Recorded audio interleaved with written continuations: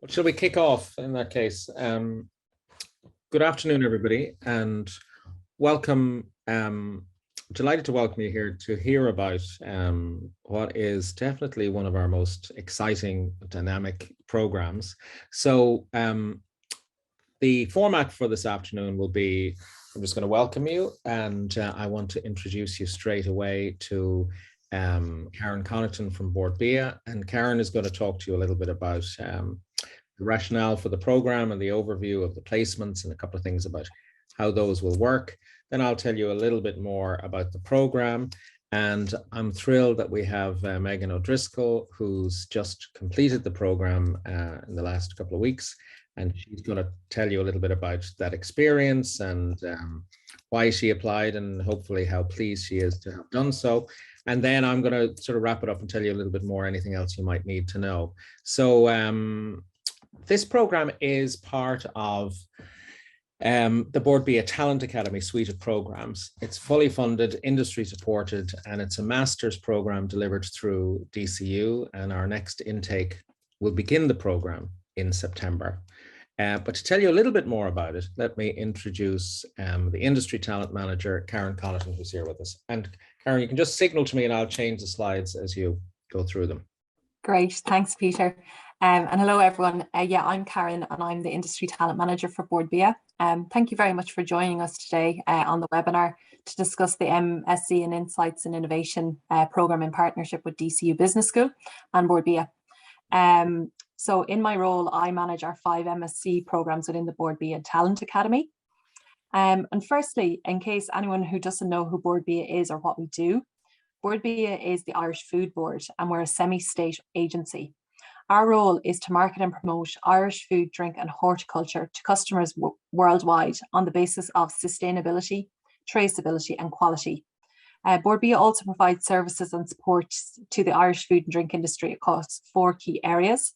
And these key areas are reputation, insights, growth, talent, and Bord Bia acts as a link between Irish food, drink and horticulture suppliers and existing and potential customers throughout the world. So we do this via our international network of offices, which are in locations such as Amsterdam, Dubai, Dusseldorf, London, Madrid, Milan, New York, Paris, Shanghai, Singapore, Stockholm, Warsaw, and Dublin. So then the Insights and Innovation program, as I said, is one of our 5 master's programs that we run with leading universities in order to attract and retain talent in the Irish food and drink industry. So the Irish food and drink industry is Ireland's largest employer and most important industry. And being a part of the Talent Academy can take you to amazing places in your career and throughout your experience with Bord Bia and also with our Bord Bia Talent Academy alumni network.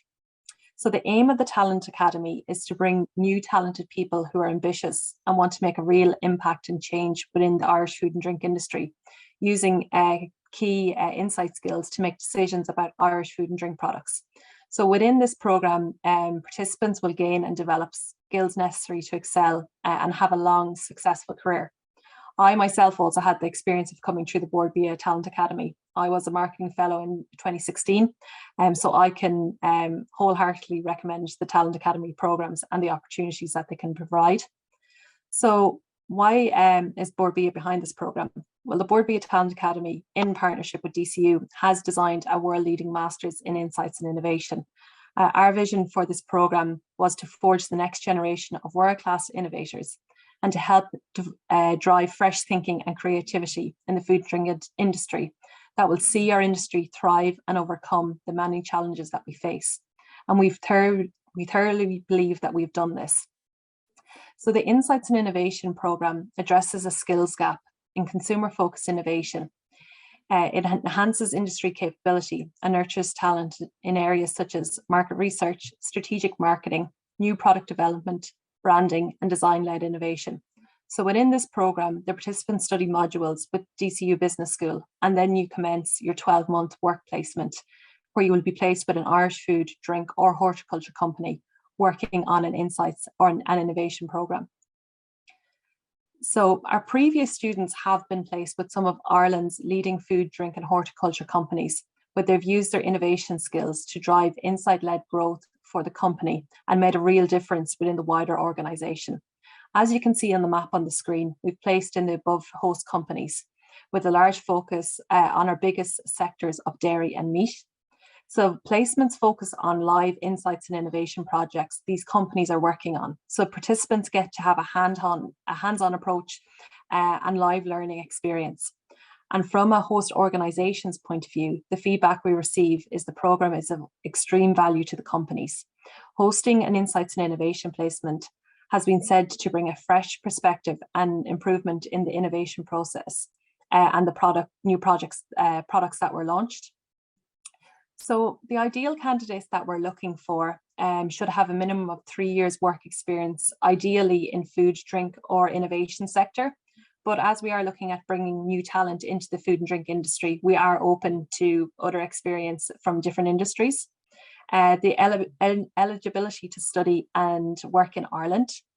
We'd also like to see you demonstrate a passion for innovation and creativity, and looking at this from the perspective of insight-led innovation and commercialization. We'd really love to see a passion for the food and drink industry. That it really is key, and the willingness to commit to a full-time MSc program that is over 18 months. So Peter, if you want to go to the next slide.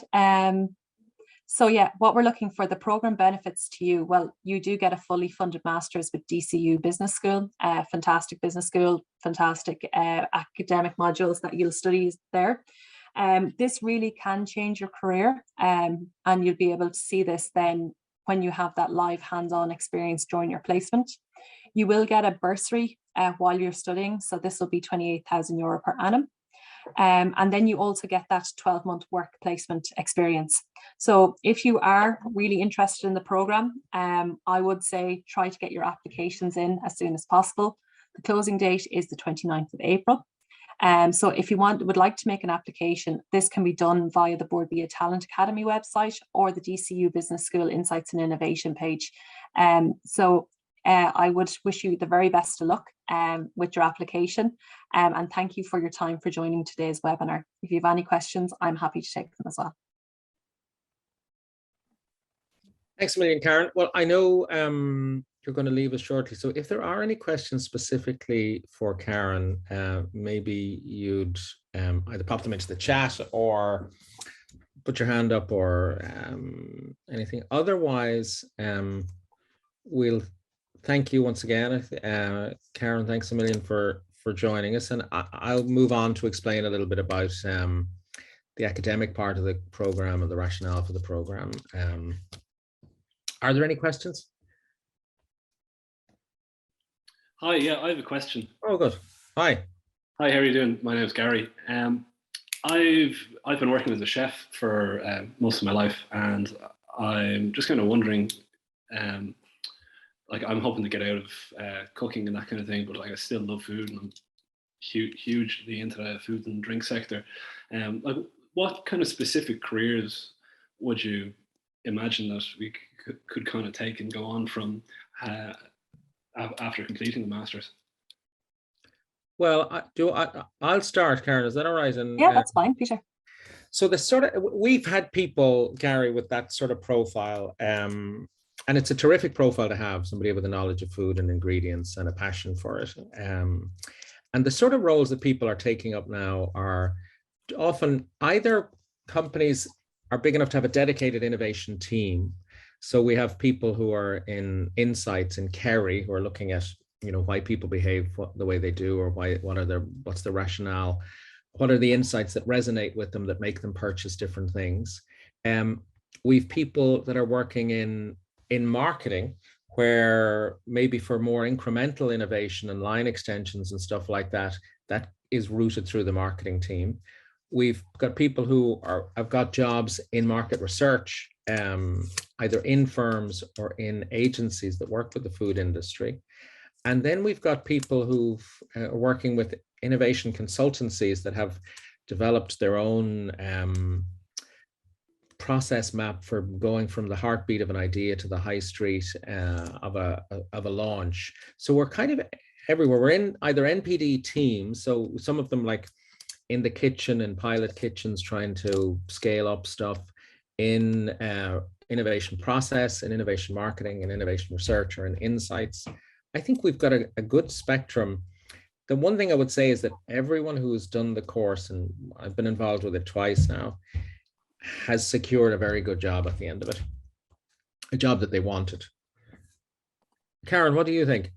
Yeah, that's exactly it. It's kind of people looking at them NPD roles. Yeah, kind of either going into a company that has a R&D or innovation department, or then they head up that process themselves. But that's where, when you come through the program, you also go through looking at your future career and where you want to be. And DCU Business School are really good at that, trying to focus you in where your key skills are and what companies would suit you to kind of match the two together. So yeah, that kind of covers it. The opportunities are there, and coming through this program opens them doors for you as well. That's brilliant. Thanks very much. Thanks, Gary, for your question. Thanks, Gary. Anyone else before Karen is to leave? No. Okay. Well, let me move on. My name is Peter Robbins. I'm fortunate enough to be the program chair, so I get to work on this program, promote it, champion it through the university and in every channel that I can. And the food industry is just so exciting to be involved in. It's among the biggest revenue generators in Ireland's GDP. It's one of the biggest employers, and it's an area where Ireland Inc. has a clear and compelling competitive advantage. And it's been really performing well. Food exports have grown 67% in the last 10 years. 2020 was the 10th successive year of year-on-year growth. And so the question for Bord Bia and for us in the program that we're developing is, how can we make the future even brighter than the past? It's a particularly dynamic and exciting time for the food, beverage, and horticulture industry. We're seeing new markets, we're seeing new market segments, and we're even seeing new business models. And part of the fuel for that is the industry is facing a market opportunity that's the envy of almost every other business sector. The world's population is likely to grow by 1 billion in the next 15 years, and food requirements are expected to grow by a phenomenal 50% in that period.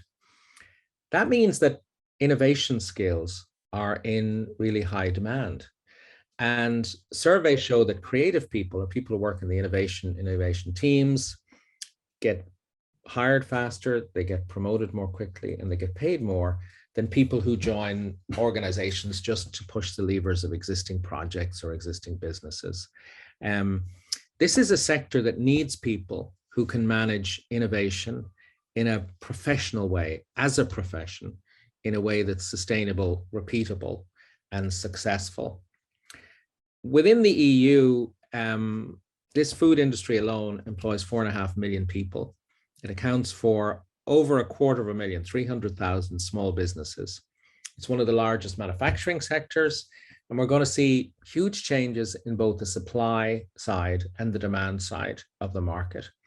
And this is driven by the consumer's focus on sustainability, on the EU's farm to fork strategy, and things like that will make regenerative farming much more common.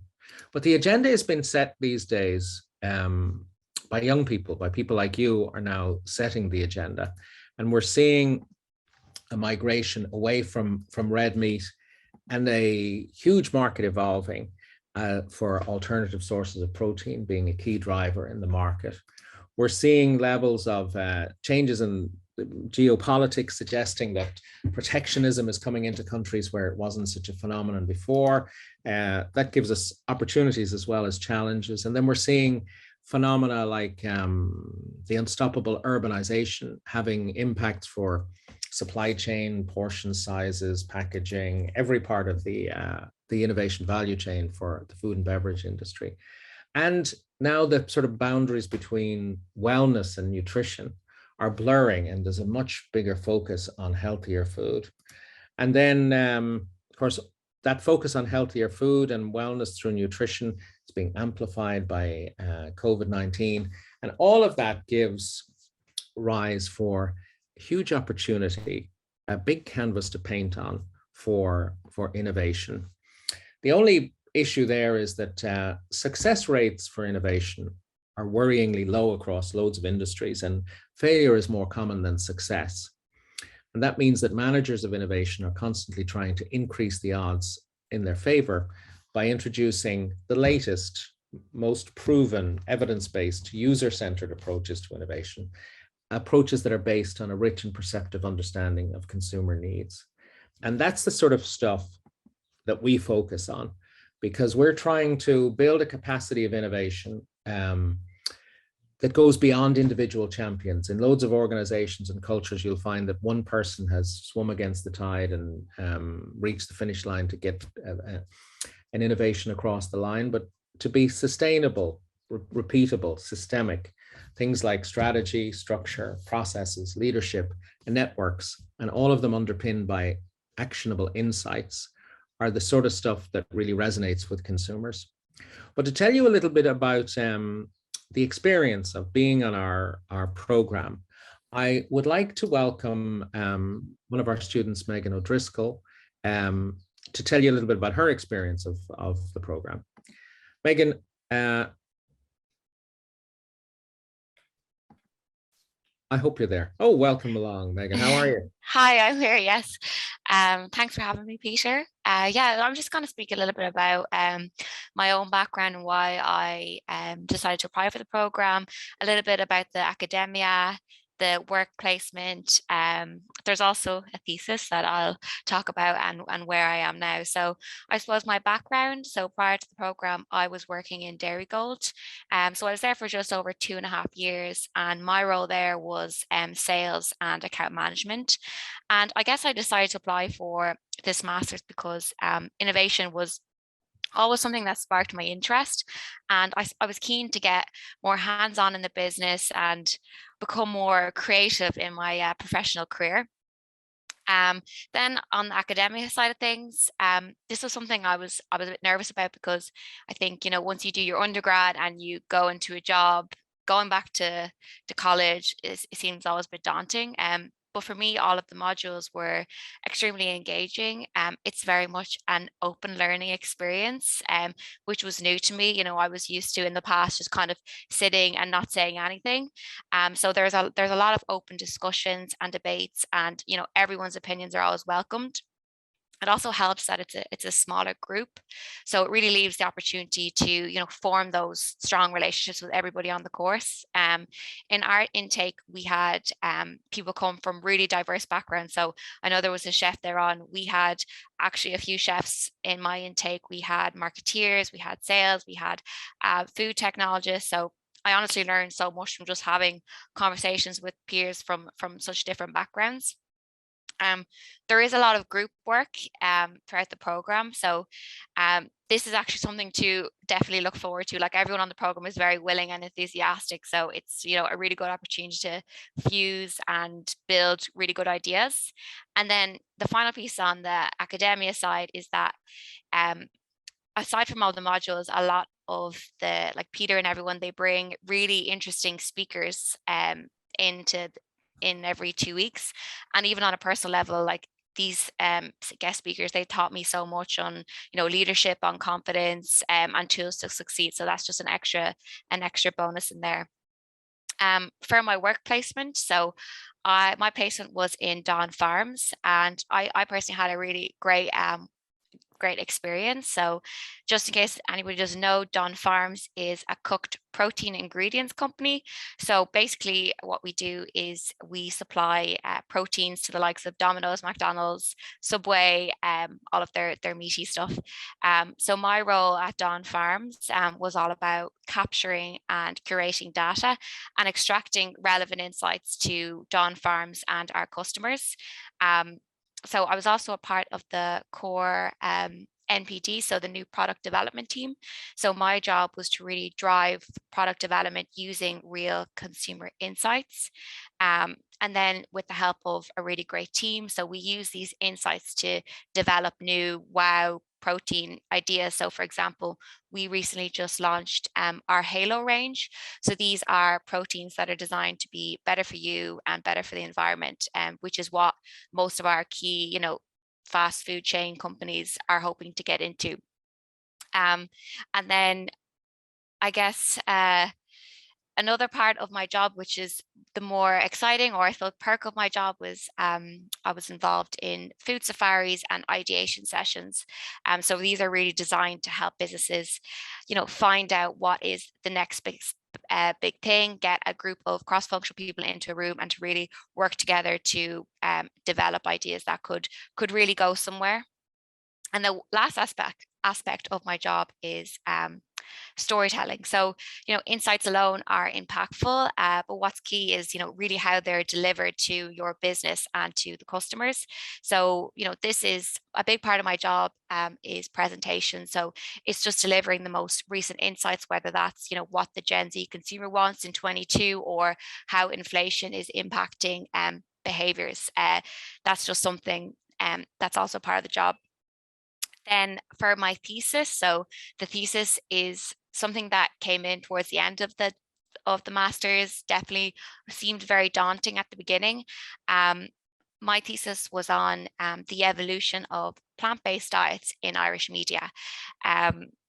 For me, I had actually quite a pleasant experience writing my thesis. It was very different to my undergrad thesis. I tried to pick a topic that was related to my job, so that my research for the thesis would help me write it and also help me in work, with insights, and to help my team there.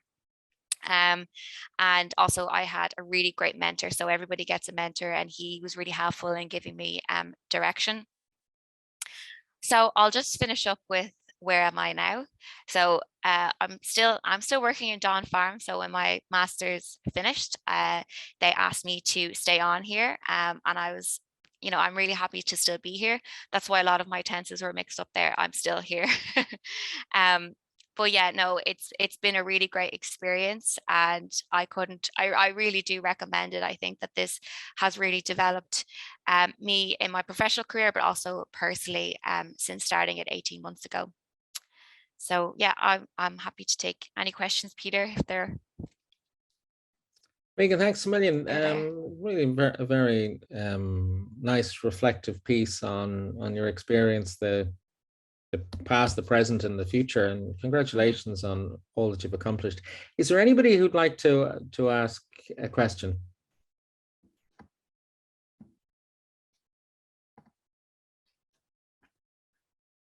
No, well, I'll tell you what, sorry, maybe I could ask Sarah if there's anything in the chat that you can. I can't share my screen and look at the chat. I feel it's rude. So if there is anything there, Sarah, you might. Peter, there isn't anything in the chat. Just there were a couple of questions that I've answered there, so everybody should be able to see them. Just around the submitting of documents for the application, and also there was a question about a list of placement companies for the incoming year, and is that available yet? Oh, okay. Well, that's a sort of work in progress thing. So we really don't have that until the whole thing begins. The students start in September, but the placement begins in January, and between those times. But generally, we do our best to accommodate the circumstances of the participant with the placement. But let me proceed and tell you a little bit about the structure of this program. And so essentially the role of the people who... Sorry, Peter, before you move on, one more question has come in that you might want to take now before you go on, which is somebody just asking about, they're just finishing their undergrad in agricultural science in UCD, so they don't have the 3 years work experience, and does this automatically rule them out as a candidate? Well, I wouldn't say it would automatically preclude them if they were able to demonstrate some level of evidence of passion for the food industry and working in restaurants or in doing something. It wouldn't necessarily rule them out, but and of course, if you don't have the 3 years experience, there's not a lot you can do to acquire it between now and the 29th of April. So it wouldn't rule them out, but they really want to show strong evidence of a passion for the industry. And really, that was all what I was going to move to, that the ideal candidate is somebody who sees their career in food, beverages, and horticulture as part of that Bord Bia family of companies that are driving innovation and growth in the industry. So we've had a couple of people who are thinking, you know, have thought that they would be going back to another job or taking a secondment. This is all of the students that have come through both of the runnings of this program are in food companies, in the engine room, driving and professionalizing innovation in organizations that are ambitious and that really need it. So that's what we're looking for. Almost above anything else is a passion and a commitment to having a career in this industry. And so we've got about 10 modules in the program, all around strategy and leadership and entrepreneurship, but marketing, the generation of insights, market research, how food companies can use digital transformation to their advantage in marketing or horizon scanning. Then there's a bit about how to get, when you have the idea, how to get consumers to lean forward and both move with trial and adoption. Underpinning it all is design thinking, an end-to-end process to facilitate innovation, and then about, you know, brand development. And in the world of innovation is a simple concept around the innovation value chain, which basically suggests that all innovation projects have 3 stages. They have the generation of ideas, the sifting, ranking, prototyping, testing of ideas, the market researching of those ideas, the determination of what elements of those ideas have power in the market and have traction with consumers. And then the third bit is around launching, introduction, diffusion of the ideas. So we've taken that and we've architected our structure around the sequence of that, and our modules are reflected largely in that sequence. And we want to have creativity in the delivery of them. So DCU has access to Future Learn, online digital learning. We've got Lego Play, we've got Talent Garden. Now, a number of these things were not available to us in the height of COVID. And we also like to deliver the classes in different places through different means, etc., using technology. We want students, when they come out of the program, to be really familiar, to have a real and a literal mastery of the topic, the ability to develop insights and leverage them to create innovation. So we bring them to see the companies who do this best in the world, that were accessible in Ireland. We're very closely connected with Accenture, and we bring them into the dock and talk to Fjord, who are one of the world's leading design thinking agencies. We do workshops there. We visit places like Kerry, and we bring in people who are experts in shopper insight, because, you know, consumer insight is one thing, but we need to know how shoppers behave. So it's always been a feature of the program that when you're in a buyer's office, you're literate in the language that they'll be using and the things that they'll be expecting. So in terms of those of you who are sort of thinking of how does the year shape up, you join in September and you come to DCU, and we begin with personal leadership, because in January you'll be going into the company where you'll be having a work placement. Sometimes those companies are big, and we want to make sure that your voice and expertise, your voice will be heard and your expertise will be utilized. So we begin with personal leadership, how you can be, you know, in terms of self-efficacy and managing yourself and managing others. Design thinking, because very often they'll want you to do a brainstorming workshop or something like that. And then innovation and entrepreneurship around the mindset of innovators. And we've sort of switched this on the basis of the feedback from other students around the practical application of innovation concepts. Then we move into, then you join the company for the year, and there's a block release every fortnight. There are 2 days that you spend in DCU, a Thursday and a Friday, and those who are located in the country will come up and stay in either in student accommodation or in a local hotel. It has been a hotel up to now, and do two days of study. Then in the summer, we begin the process of the dissertation. We allow people choose their topics and choose their supervisors, and then in the second year, from September to December, there are a number of other modules around sustainability, innovation in a digital world, and how to find consumer innovation adoption. And then you've the work placement finishes, and you've sort of 3 months to complete the dissertation and submit it. In many cases, people will be still asked to remain in the company, but you've a bit of sort of free time to complete your dissertation. So, sorry, this should say April the 29th. We would ask you to think about it, to email in your application to bordbia@dcu.ie. On that week of the 23rd of May, we'll be interviewing people, and then very shortly after that, we'll be offering places. The program is restricted to 15 people only.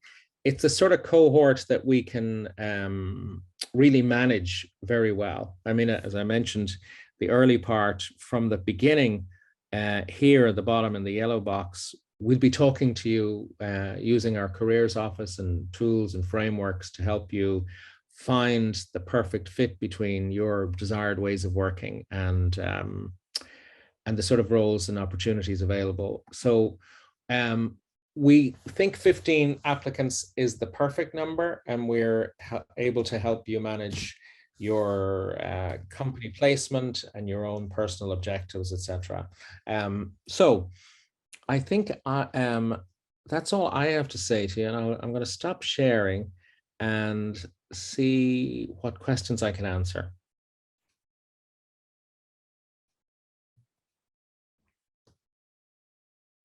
Hi, Peter, can I ask you a question again? Gary, if it wasn't for you, the whole place would be totally silent. So, you know, I really, yeah. I was just wondering what the process is in terms of getting your placement. Is it kind of, are you just allocated it, or does it kind of take in your own experience and interests and apply it to that, or what's the process like there? Well, that is the process. It's not by managerial fiat or anything like that. We get in the companies. We often have more companies than we have students. So we are able to begin the process of matching.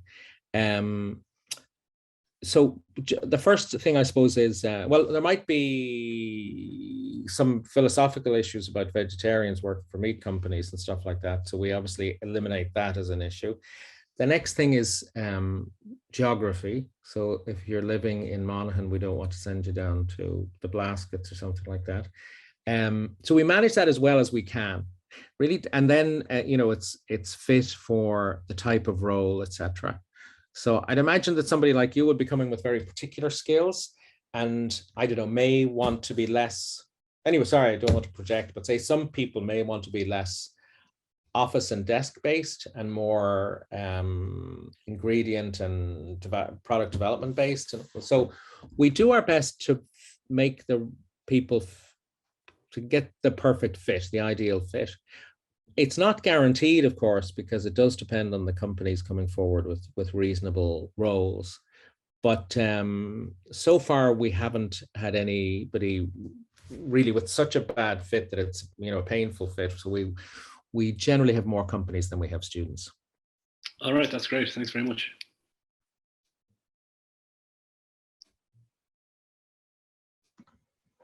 Now, surely there must be. Hi, Peter. Anya Ryan here, if you can hear me. Yeah. Just to build on the placement piece again, you know, some of your examples were kind of global players, but you're saying you have smaller companies as well. I suppose, yeah, how do you decide who comes on board on that, and what are the kind of what are the criteria for the host companies, say, coming into the program as well? That's a great question. So we sort of learned a bit over time that the critical success factor is the quality of the host company environment for the student. So for the participant. So the first thing we see is, what's their ambition for innovation? Because we don't want to train somebody up in innovation where there's no innovation happening. We don't want to have somebody so literate in innovation that they're really frustrated by the fact that the company hasn't really got the plans or ambitions to utilize their skills. So the first thing is, we have a look at the innovation program and the budget and the team and the intention and the track record. and we figure out where the person will be reporting and the working relationships that are expected. We also do a workshop with each of the companies when we refine this with the participant to figure out what are the deliverables over the course of the period and sort of what's reasonable. Is it around innovation systems or processes? Is it about a particular project? And or is it about a sort of a platform idea that they might have?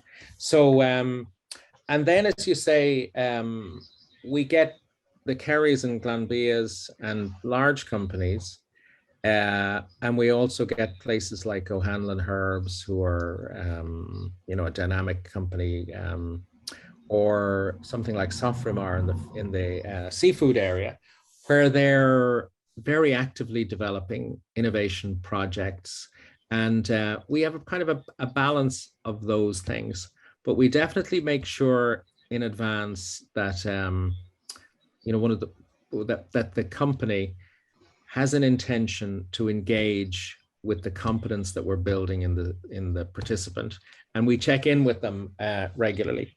This lady on the call here, Lorraine, who kindly has her camera on, whose kind of role that is to be the mentor for the students and the ambassador for the companies, and to make sure that the learnings are codified into the company and that the student is succeeding there.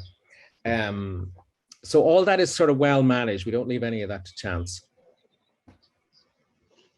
Okay, great. That's good. And you also actually answered my second question in that, on that there's a specific project kind of with a deliverable for the placement student as well. So yeah, I think that's clear from my side. It would be soul destroying if you were at class after class around world-class innovation and you're located in a company who are doing none of it. So we definitely want to make sure that there's an alignment between what you're learning and what you're doing. And that's the main basis upon which we choose the companies. Okay, great. Thanks, Mel. Thank you. Peter, there's another one in the chat there from Alva, who's currently working as an NPD manager, but will be interested in fine-tuning her expertise within Insights. So how in-depth is the training within Insights? That's part one. Part one. So I can see it. Thanks a million, Sarah. I can see that. So it's pretty in-depth. So it's a 7.5 credit module at level 9. We use a lady called Aideen McCarthy, who's the head of Insights for Kerry Foods, and she has a business called Insight something or other. She's retained by some of the largest companies in the country. And in Europe. So we've got a really good professional person who's very well qualified, who, so the training is in-depth and really transferable. The first semester run, is it 5 days a week? That sort of depends. I mean, we're doing more and more sort of hybrid, but the expectation is the first 3 months from September, there will be a placement period in Bord Bia to socialize the candidate with all the market people, the people like Karen, the talent people. They have a wonderful thing in Bord Bia called the Thinking House. And that's all about insight and how they help firms from Gunpowder Gin to Kyo's Crisps figure out the best. How they help these companies figure out the best ways to approach the market or have traction in the market. So the first academic semester probably isn't maybe to be 4 days a week, perhaps. We would prefer most of it, as much of it as possible, to be in person, but it won't all be in person. And sorry, if you know a UK-based company, the primary thing, the sort of criteria for the selection of companies from Bord Bia is obviously they're investing money in you, and they're investing money in Ireland Inc. So the company has to be Irish, creating Irish jobs, and it also has to be a Bord Bia client company, and it also has to be compliant with Origin Green. It has to be sustainable. So I'm not sure for part 3 there, Alva, whether the company you're thinking of would fulfill those 3 criteria. Colin, yeah, do you want to say it out loud?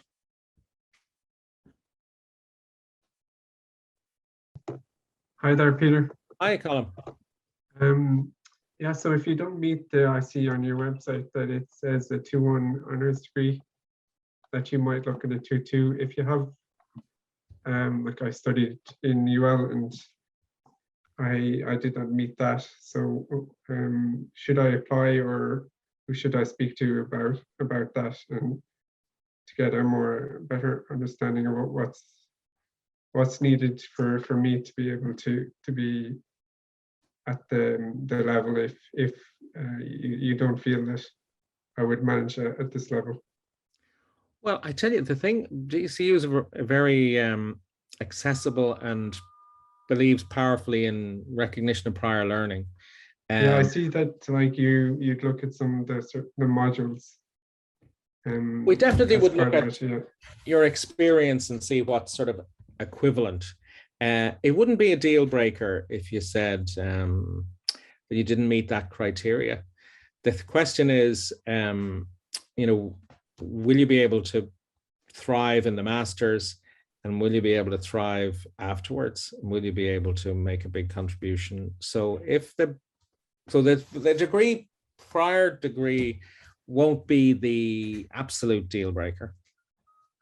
Yeah, okay. I think if you can show evidence that you've been very interested in food, or you've accomplished stuff in other areas that you feel would be equivalent, we will definitely very happily take that on board. And like, would you advise to speak to someone about that to help me with like how I can demonstrate that better before I make the application?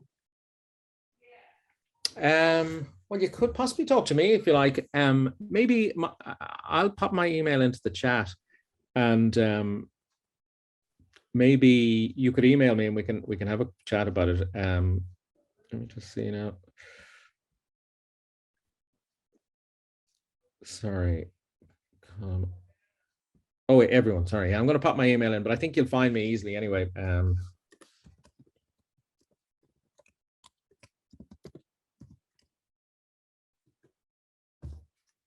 So drop me a note, Colin, and I'll have a call with you at some point. Okay, yeah, thank you. No problem. Okay.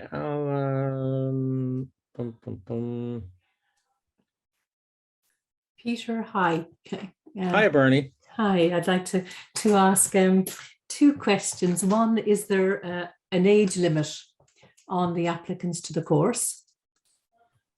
Well, the answer to that is no. So we have discussed this with the Bord Bia guys, and I think they're sort of they'll be thinking about the duration of one's career. So what sort of contribution can one make? I think if you were saying that you're retiring in the next 3 months or something like that, maybe they would think twice about it. But if you were saying that you have expect to be working for a decade or something like that, then that knocks that out of it as a consideration. Okay, thank you for that. The other question I have is just based on your experience, whether especially the large companies, I mean, they dictate a lot, that greater focus on healthier food and nutrition, because we know that the whole obesity problem is, a lot of it is to do with the highly processed foods. The nutrition has been extracted. There's very little nutrition left in the foods that most of us are eating that are called affordable foods. Is that genuine? And is that where the innovation is? I mean, I'm concerned about the challenge between the growth in the world population, the food requirement growth that we're going to try and meet, and this healthier food and nutrition drive. The balance between that is well, I suppose what we're seeing is obviously the companies are growth and profit driven, but they're also a lot of them very mission driven. Every company seems to be operating an innovation strand towards gut health and the human biome. And so I think everybody is looking at that and trying to figure out maybe the way the pharma industry moved from giant blockbuster stuff to more tailored stuff. Most of the large companies are aiming a lot of R&D intensity at this area. So I feel it is genuine, even if the morality of it might be questioned. There's still a profit motive, but the intention is definitely genuine. Okay, thank you. That was my key. Is the intention genuine, and is there really, are you, if someone wants to go in, my interest would absolutely be in the whole genuine nutrition of the food. So age might be going against me, but there's other areas. I have no experience whatsoever in the food or beverage other than when I started off as a youngster. I was working in pubs and cafes and that, but I definitely, through my own life, I'm in finance, actually, that's my career. Through my own life, nutrition, as I have got older, has become critically important, because as we get older, we don't have the robustness of youth, and health becomes one of your greater concerns. So thank you for that. Not at all. Thank you, Bernie. Oh, Alva.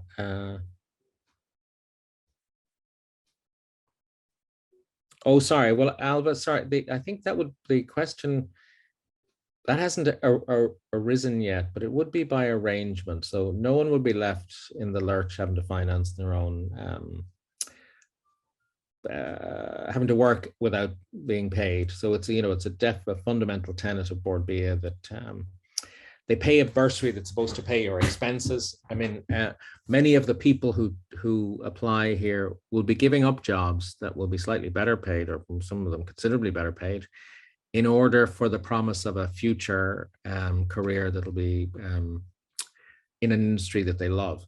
So, but no one would expect you to be working for a company without receiving payment. I hope that answers your question.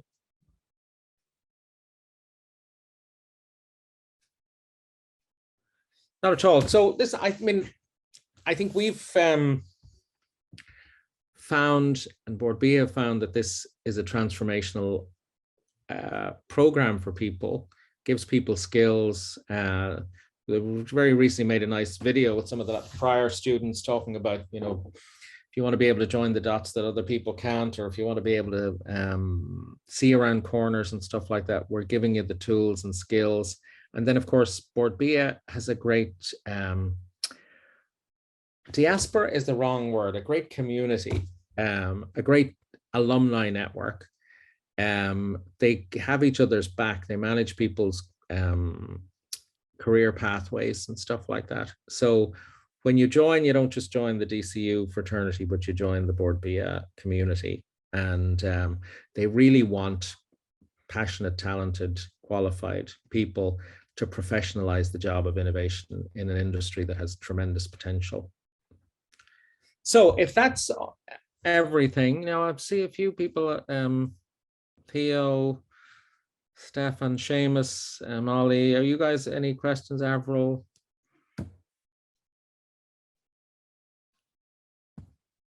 No, I'll assume that then in that case that you haven't. And I'll thank you all very much indeed. As I say, the closing date is the 29th of April. If this recording will be available up on the DCU website very shortly, as is the last one, where you could listen to a very interesting guy called Jack Parsons talk about his new job in Britvic and how the course got him through the interview or got him onto the short list, and his talent and skill got him the job. And yeah, so do get in touch with us through that bordbia@dcu.ie, and we look forward to hearing from you. Thanks very much. That was great. Thank you. Thank you. Thanks, everyone. Thank you. Lorraine, thanks a million. Thanks. Bye-bye. Thanks, Peter. Bye-bye. Bye, everyone.